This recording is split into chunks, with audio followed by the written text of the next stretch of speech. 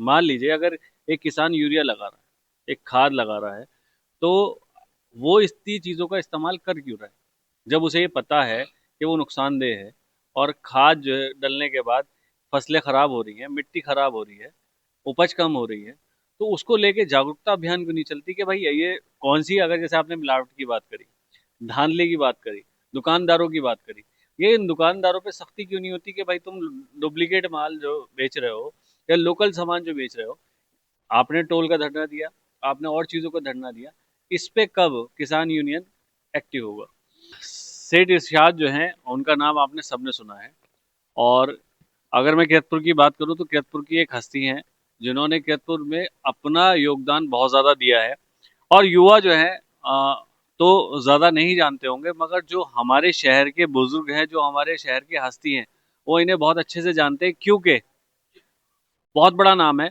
और आज मेरा पहली बार उनसे इंटरव्यू हो रहा है, और मेरे लिए सम्मान की बात है कि मैं उनका इंटरव्यू ले रहा हूँ। किसान यूनियन से आप जुड़े हैं, क्या वजह रही? देखो, पहले तो आपका जो है। कहते हैं कि किसान जो है वो बहुत कुछ होता है, और किसान जब जनता के लिए आवाज उठा सकता है, जनता के लिए लड़ाई लड़ सकता है, तो उनके लिए नेता भी बन सकता है। तो आदिल जैदी हैं जिन जो आने वाले टाइम में नेता जो लाइन है, ये कह सकते हैं जनता के मुद्दे उठाने वाली लाइन, उसमें भी आगे जाना चाह रहा है। उसी के साथ साथ अभी एमएसपी को लेके बात करेंगे। एमएसपी को लेके सरकार की तरफ से कुछ हुआ है नया, उसको लेके बात करेंगे। पहले तो इनका स्वागत है, पूरी टीम आप देख सकते हैं साथ में यहाँ बैठी हुई है। आदिल भाई, एमएसपी को लेके क्या हुआ? एमएसपी का मुद्दा तो तकरीबन ये आज 2017-18 से चल रहा है। सबसे जो मुद्दा है, सबसे बड़ा मुद्दा है, खास करके हिंदुस्तान के किसानों को। आज किसान मेहनत करता है, उस किसान के बारे में बताना चाहता हूँ जो सर्दी नहीं देखता, गर्मी नहीं देखता, बरसात नहीं देखता, और उसकी मेहनत को देखा जाए तो शायद आज वो जो पिछले दिनों से एमएसपी जो मिनिमम इसका सप्लाई जो रेट है, सपोर्टिंग रेट है, वो आज तक डिसाइड नहीं हुए हैं। सबसे बड़ी बात जो है फराज भाई, आपका मैं ब्रीफली बताऊंगा, उससे पहले मैं आपका इस चैनल का स्वागत करना चाहता हूं। और एमएसपी के साथ साथ गन्ना मूल्य जो अभी पिछले दिनों बढ़ा है, इसके साथ साथ मैं पिछली बात बताऊंगा जो किसानों की दशा थी और आज क्या दशा है, उसके बारे में बताना चाहता हूं। तो आपने एमएसपी का जिक्र किया, एमएसपी के बारे में मैं खास तौर पे जो मैं बता रहा हूँ, जो हिंदुस्तान के जो पूरे वर्ल्ड के अंदर लड़ाई लड़ रहे हैं, वो हमारे राष्ट्रीय प्रवक्ता राकेश टिकैत जी लड़ रहे हैं। एमएसपी आज तक भी एमएसपी का कोई हल नहीं हुआ, क्योंकि किसान की जो लागत है, जो किसान के मूल्य है, लागत में आज डाई का कट्टा आप पिछले 5 सालों को देखा जाएगा तो 1.5 गुना ग्रोथ करा है। आप जो दवाई होती है एग्रीकल्चर में, जो दवाई डलती है उसके बारे में खेतों में उसका बुरा हाल, पेस्टिसाइड जिसे बोलते हैं, उनका रेटों में बहुत उछाल है। और एक चीज़ और बताता चाहूँगा, आज किसानों को ओरिजिनल दवाइयाँ लेनी पड़ रही है, बगैर दवाई के किसान की कोई भी फसल नहीं हो रही। अभी अभी हमने अभी पिछले दिनों हम कई गाँव का हमारा दौरा हुआ था, वहाँ पर हमने देखा लगभग 70% जो गन्ना है बिल्कुल नष्ट हो चुका है, वहाँ उस पर बीमारी लग चुकी है। यानी इतनी दवाई देने के बाद भी, इतना कुछ देने के बाद भी फसलें बिल्कुल खराब होती जा रही है। उसकी वजह क्या है? मार्केट के अंदर डुप्लीकेसी है, उस पर सरकार कोई अंकुश नहीं लगा रही है, काला बाजारी चल रही है। और इतना ही नहीं, आज जो किसान पर क्विंटल पर बीघे में तकरीबन 70-80 क्विंटल गन्ना निकालता था, आज मेरे ख्याल से 20 से 30 क्विंटल भी किसी मतलब एक बीघे के अंदर गन्ना नहीं निकलता। अब आ जाएं आप रेट के बारे में। अभी गत दिनों 3-4 दिन 2 दिन पहले रेट बढ़ाया है 30 रुपए प्रति क्विंटल। देखिए, 30 रुपए प्रति क्विंटल कितने टाइम में बढ़ाया है? पिछले 3 सालों के अंदर कोई रेट की बढ़ोतरी नहीं हुई है। यानी 10 रुपए के हिसाब से अगर लगाया जाए तो 30 रुपए बैठता है, वो बहुत छोटी मिनिमम वो होती है, अमाउंट होती है किसानों के लिए। यानी 30 रुपए सडनली इन्होंने बढ़ाया है। कायदे में हमारे बराबर में जो प्रदेश है हरियाणा, हरियाणा के अंदर 450 के पार, मतलब जो अर्ली होती है, जो अर्ली वैरायटी है, और एक सामान्य वैरायटी आती है, एक रिजेक्ट वैरायटी आती है, 3 वैरायटी गन्ने में होती है। तो वहाँ पर जो अर्ली वैरायटी का रेट है 450 है, सामान्य का भी लगभग 460 के करीब है, और जो रिजेक्ट वैरायटी होती है उसका रेट वहाँ 420-425 है। यानी आप अंदाज़ा लगाओगे, हरियाणा के अंदर इतना गन्ने का उत्पादन भी नहीं है जितना उत्तर प्रदेश के अंदर है। उत्तर प्रदेश एक ऐसा प्रदेश है जो, हरियाणा तो कहलाता है हरित प्रदेश, लेकिन एग्रीकल्चर के मामले में सबसे आगे है। हिंदुस्तान में अगर डंका जीडीपी का बजता है, ग्रोथ डोमेस्टिक प्रोडक्ट का, तो वो हमारे उत्तर प्रदेश से आवाज जाती है। सवाल ये है कि आपने कहा कि यूरिया और ये सारी चीज़ों पे रेट बढ़ रहे हैं और लोग बढ़ाते चले जा रहे हैं और जो है किसान जो है परेशान है। पहली चीज़, अगर आप किसान यूनियन से हैं और लगातार जनता के मुद्दे आप उठाते हैं, तो सबसे बड़ी चीज़ जो है जागरूकता। मान लीजिए अगर एक किसान यूरिया लगा रहा है, एक खाद लगा रहा है, तो वो इतनी चीज़ों का इस्तेमाल कर क्यों रहा है? जब उसे ये पता है कि वो नुकसानदेह है और खाद जो है डलने के बाद फसलें खराब हो रही हैं, मिट्टी खराब हो रही है, उपज कम हो रही है, तो उसको लेके जागरूकता अभियान क्यों नहीं चलती कि भाई ये कौन सी, अगर जैसे आपने मिलावट की बात करी, धांधले की बात करी, दुकानदारों की बात करी, ये इन दुकानदारों पे सख्ती क्यों नहीं होती कि भाई तुम डुप्लीकेट माल जो बेच रहे हो या लोकल सामान जो बेच रहे हो, आपने टोल का धरना दिया, आपने और चीज़ों का धरना दिया, इस पे कब किसान यूनियन एक्टिव होगा? देखिए, गत दिनों इस पे भी हमारे टिकैत साहब ने एक इंटरव्यू में कहा था, और ऐसा ही नहीं कि जबानी बात हो रही है, इस पे भी हमारा बीच बीच में आंदोलन होते हैं। एक नैनो यूरिया करके आया है, वो सबसे ज़्यादा, उसमें ब्लैकमेलिंग हो रही है, सबसे ज़्यादा किसानों को नुकसान पहुंच रहा है।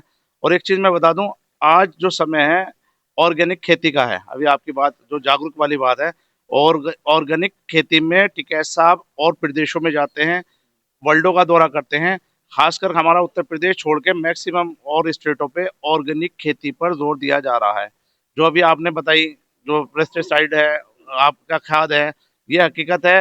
कुछ आने वाले टाइम में जागरूकता बढ़ती जा रही है किसानों में। जो पढ़े लिखे किसान हैं, जो खेती को बढ़िया तरीके से चला रहे हैं, जो वेल क्वालिफाई है। आप देख रहे होंगे यहाँ पे भी आसपास नूरपुर में है एक लड़का, ये मास्टर ऑफ डिग्री लेके आया एग्रीकल्चर में, तो वो ऑर्गेनिक खेती कर रहा है। ऑर्गेनिक खेती का मतलब ये होता है बिल्कुल, मतलब बगैर खाद के, बगैर किसी उसके साइड इफेक्ट के, और सही तरीके से। ब्रीफली बताऊंगा ऑर्गेनिक के बारे में, ऑर्गेनिक के बारे में मुझे नॉलेज है। अभी आपने जो बात रखी है, धीरे धीरे ऐसा नहीं, किसान जागरूक होता जा रहा है। हमें हमारा कहने का मतलब ये है कि आदिल जैदी साहब और उनकी टीम इस पे धरना देती हुई कब नजर आएगी, किसानों के बीच में कब जाएगी? अगर मैं यूपी की बात करूं तो यूपी में, अगर मैं जिला बिजनौर की बात करूं, इस टाइम बहुत ज़्यादा आप लोग एक्टिव हैं। और अगर पूरे हिंदुस्तान की बात करूं या पूरी दुनिया की बात करूं, राकेश टिकैत की जो टीम है, किसान यूनियन और भी बहुत सारी है, मगर ये राकेश टिकैत की जो टीम है, जो उनका परिवार है, वो मुद्दों के लिए जाना जाता है, वो धरनों के लिए जाना जाता है। और आपने जो मुद्दा ये दिया है, ये बहुत बड़ा मुद्दा है, यूरिया वाला मामला। अगर किसानों को और लोगों को जागरूक कर दिया जाए और क्या घटिया है क्या सही है वो बता दिया जाए और उस पर धरना लगातार चले, तो चीज़ें बदल सकती हैं। बिल्कुल सही है। देखिए, आपकी बात बहुत सही है।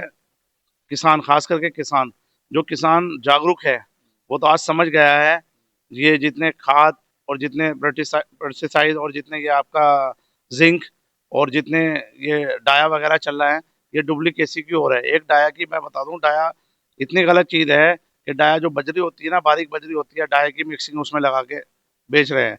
तो मैं समझता हूँ आपकी बात बिल्कुल ठीक है। ऐसा नहीं कि किसान यूनियन है, खास करके भारतीय किसान यूनियन टिकैत उस पर काम कर रही है, बड़े स्तर पे काम कर रही हैं। टिकैत साहब जो विदेशों में जाते हैं, इसी चीज़ पे करते हैं। अभी कश्मीर की जो खेती है, वहाँ फ्रूट की खेती है। अभी पिछले दिनों उनका दौरा लगा था, वहाँ सैफरन की खेती है। वहाँ खाद को बिल्कुल बंद कर दिया है, वहाँ ऑर्गेनिक खेती हो रही है। जो ये आपका दवाई वगैरह दी जा रही है, वो भी बहुत, मतलब वहाँ के लोग अवेयरनेस हो गई है। मैक्सिमम कश्मीर की जनता जो है, पढ़े लिखे लोग होते हैं, तो वो जान रहे हैं। ऐसा नहीं, किसान यूनियन में भी ये नहीं कि क्वालिफाई नहीं होते हैं, पढ़े लिखे भी होते हैं। तो उनको, जिनको जागरूकता हो रही है, वो अब खेती का ट्रेंड बदल रहे हैं। अब जैसे नेता भी बनने वाले हैं, कोई सा इलेक्शन आप लड़ने जा रहे हैं, कौन सा इलेक्शन लड़ने जा देखिए, अभी तो मतलब मन तो बनाया है, लेकिन हमारी जो सीट है बनेड़ा से, हमारी वाबस्तगी है 40 साल से, तो उसमें एक सीट आती है ये कि थोड़ा जांगी वाला मुझसेपुर जिला पंचायत का। लेकिन उसमें भी कंडीशन है। रहे हैं? क्योंकि अगर अगर अगर मान लीजिए अगर आप राजनीति करते हैं, राजनीति करने के लिए एक आपके पास पहले से ही एक मुद्दा है कि मैं किसान, क्योंकि बनेड़े आसपास की बात करें तो वहाँ पे किसान लोग रहते हैं, और वहाँ पे अगर ये यूरिया वाला मसला चल रहा है और यूरिया को लेके लोग उससे परेशान हैं, तो ये आप मुद्दा ऐसा है जिसको आगे ले जा सकते हैं। हमने पिछले दिनों चलाया है, फराज भाई मैं आपकी जानकारी में डाल दूं, बछड़े का एक मामला था। वहाँ सोसाइटी है, सोसाइटी में जो डीएपी आती है यानी IFFCO, IFFCO government authorise product है, मतलब गवर्नमेंट अथोराइज, आप ये समझ लीजिए खाद है। उसमें जब हमने मिलावट के बारे में, डुप्लीकेसी के बारे में सुना, तो हमने अपर लेवल से इधर जिला सहकारी जो इनकी समिति होती है वहाँ पर हमने इनकी कंप्लेंट की है, तो वहाँ पर सुधार आया है।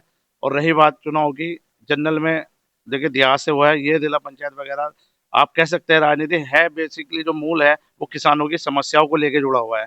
अगर कोई किसी तरह की मतलब परेशानी है, दिक्कत है, तो हम अपने लेटर हेड, वैसे तो हम किसान यूनियन के जिस मंच पर हैं, हमें जिस पल्ले पे बैठते हैं वो सक्षम है, वो बहुत बड़ा मंच है, उसके माध्यम से सारे किसानों का भला हो रहा है।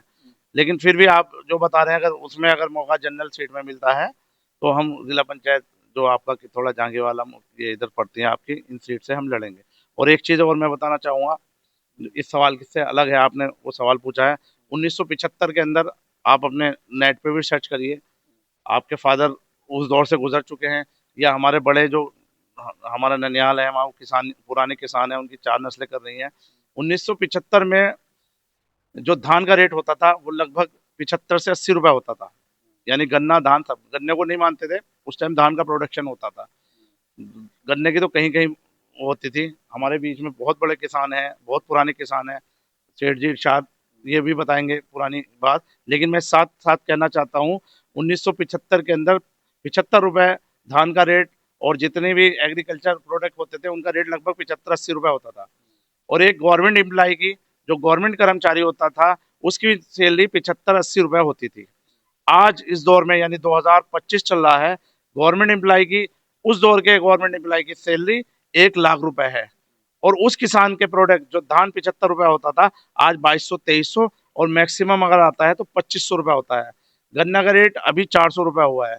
अगर इनकी कैलकुलेशन 1975 से देखी जाए तो 19% की ग्रोथ केवल किसान प्रोडक्ट पर हुई है, यानी एग्रीकल्चर प्रोडक्ट पे, धान, गन्ना और अदर जितनी इनकी उपजाऊ चीजें हैं किसानों की, केवल 19% ग्रोथ हुई है। मैं पहले और उस कर्मचारी इनकी बात काट के मैं इन्हें मुबारकबाद देना चाहूँगा। मैं इंटरव्यू तो ले रहा हूँ, मगर जिस तरह से ये जवाब दे रहे हैं, मैंने इंटरव्यू शुरू किया, इंटरव्यू शुरू करने के बाद मैं इनसे बात कर रहा था, मगर ये जिस चीज़ के बारे में बात कर रहे हैं, जैसे किसानों को लेकर बात कर रहे हैं और चीज़ों को बात करने लग रहे हैं, तो ये मुझे लग रहा है कि यहाँ के नेता नहीं लग रहा है, ये कतपुर के नेता नहीं लग रहे हैं, बाहर के नेता कहीं से आए हुए हैं।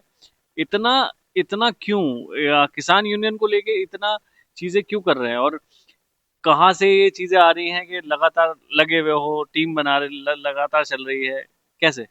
देखिए, किसी भी संगठन के साथ जुड़ने से पहले तो मेरा जो पद है मंडल प्रवक्ता का पद है, अगर ये नॉलेज हम नहीं रखते हैं, अगर मीडिया से जब संवाद करते हैं, मीडिया के सामने होते हैं, अगर मीडिया के जवाब देने में हम सक्षम नहीं हैं, तो शायद जो मंडल प्रवक्ता का पद है ये इस लायक नहीं है। लेकिन हमें स्टडी करनी पड़ती है, जिस संगठन से ताल्लुक़ रखते हैं उस संगठन के बारे में हमें पूरी जानकारी रखनी ज़रूरी है। हमारी बात अधूरी रह गई थी, फिर मैं आपको बताऊँगा, यानी गवर्नमेंट एम्प्लॉय की बात हुई थी। गवर्नमेंट एम्प्लॉय आज 300 गुना वृद्धि कर रहा है। 19% तो केवल किसान ने करी है, लेकिन गवर्नमेंट एम्प्लॉय ने 300 गुना की है।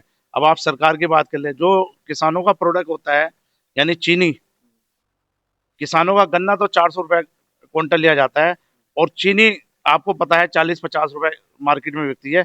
लेकिन जो ये बड़े बड़े उद्योगपति है, उसको पैकेट में रखने के बाद वही चीनी 100 ग्राम या 50 ग्राम के पैकेटों में 5 स्टार होटलों पे वही चीनी 100 रुपए की और 50 रुपए की होती है।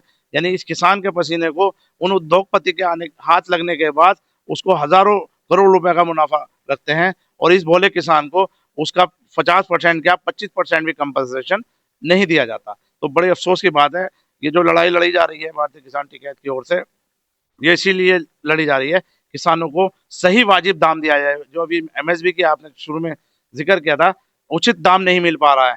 जब तक उचित दाम किसानों को नहीं मिलेगा, भारतीय किसान यूनियन टिकैत का आंदोलन जारी रहेगा। राकेश टिकैत जी के बारे में कहा जाता है कि इस टाइम जो है वो इंटरनेशनल नेता हैं, और जब उनके बारे में चर्चा चलती है तो कैसा महसूस करते हैं, क्योंकि वो आपके मुखिया कह सकते हैं आप उन्हें, और लगातार वो बात भी करते हैं और लोगों के मुद्दे भी उठाते हैं, तो क्या उन जैसा बनना चाहते हो? देखिए, राकेश टिकैत जी हमारे राष्ट्रीय प्रवक्ता हैं, मैं मंडल प्रवक्ता हूँ, तो जाहिर सी बात है उनके मुंह से निकला अल्फाज वो हमारे ऊपर असर करता है। और एक तरह से सही तरीके से माना जाए, वो हमारे इस यूनियन के, यानी जो आज हम इसमें जुड़े हैं, आदर्श हैं, हमारे आदर्श नेता हैं।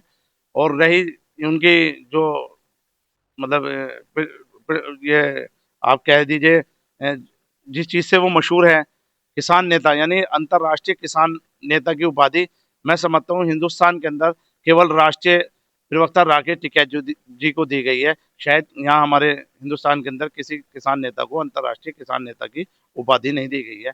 ये हमारे लिए बड़ी अच्छी उसकी बात है कि हम ऐसे संगठन में काम करते हैं जिसको पूरा वर्ल्ड जानता है और उसके वर्ल्ड के किसान उनको फॉलो करते हैं। ये बड़ी उसकी है। अभी पिछले दिनों श्रीलंका में राकेश टिकैत जी गए थे, आपने उनका इंटरव्यू लिया होगा। यहाँ से एक दल गया था, उनमें 6 लोग गए थे। तो राकेश टिकैत जी को पूरी वर्ल्ड का अध्यक्ष मतलब 108 मुल्कों का अध्यक्ष घोषित किया गया था। तो जाहिर सी बात है उन राकेश टिकैत जी के अंदर कोई ऐसी बात है जो सामने और कंट्री भी उनको फॉलो करती है। तो ये हमारे गर्व की बात है कि हम ऐसे संगठन में, हमारे उसकी बात है कि हम ऐसे संगठन में कार्य करते हैं जहाँ हिंदू मुस्लिम का कोई भेदभाव नहीं होता। और इसके अलावा किसी को भी मतलब कहीं भी किसी भी प्रदेश में हो, वो वहां पर किसानों को जागरूक करने का काम कर रहे हैं। सेठ इरशाद जो हैं उनका नाम आपने सबने सुना है। और अगर मैं कीरतपुर की बात करूं तो कीरतपुर की एक हस्ती हैं जिन्होंने कीरतपुर में अपना योगदान बहुत ज़्यादा दिया है। और युवा जो है तो ज़्यादा नहीं जानते होंगे, मगर जो हमारे शहर के बुजुर्ग हैं, जो हमारे शहर की हस्ती हैं, वो इन्हें बहुत अच्छे से जानते हैं, क्योंकि बहुत बड़ा नाम है। और आज मेरा पहली बार उनसे इंटरव्यू हो रहा है और मेरे लिए सम्मान की बात है कि मैं उनका इंटरव्यू ले रहा हूँ। किसान यूनियन से आप जुड़े हैं, क्या वजह रही? देखो, पहले तो आपका जो है फराज भाई, बहुत शुक्रिया, बहुत धन्यवाद कि आपने मुझ जैसे नाचीज की इतनी बड़ी बात कही। देखो, मैं किसान यूनियन से इसलिए जुड़ा हूँ कि इसके अंदर कोई भी हिंदू मुस्लिम, कोई सिख ईसाई, कोई भेदभाव नहीं है। और हम लोग जो है सब ऐसे मिल के रहते हैं, भाई जैसे रहते हैं, किसान का दर्द समझते हैं। आज जो परेशान है किसान के मामले में, यूँ समझ लो सारे किसान ऐसे हैं। हम अपने ब्लॉक अध्यक्ष हैं ऋषिपाल जी, आदिल भाई है मंडल प्रवक्ता मुरादाबाद के, इनके साथ में घूम रहा था। जब मैंने गन्ना देखा सूखता हुआ और कैसी बीमारी आ गई।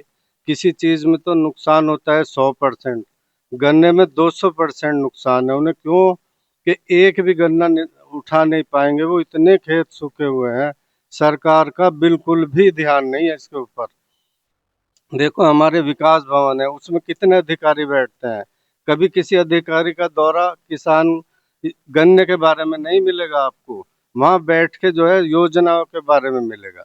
लेकिन इसको देखना चाहिए जमीन पे चल के बड़े ऑफिसरों को कि इसमें जैसे दवाइयाँ लगती है, दवाई में क्या प्रॉब्लम है। दवाइयों की कंपनियों को तो मुनाफे बहुत हो रहे हैं, जो ग्रोथ कर रही है 200%, 300%, और किसान जो है नुकसान में जा रहा है, घर से दे रहा है उन।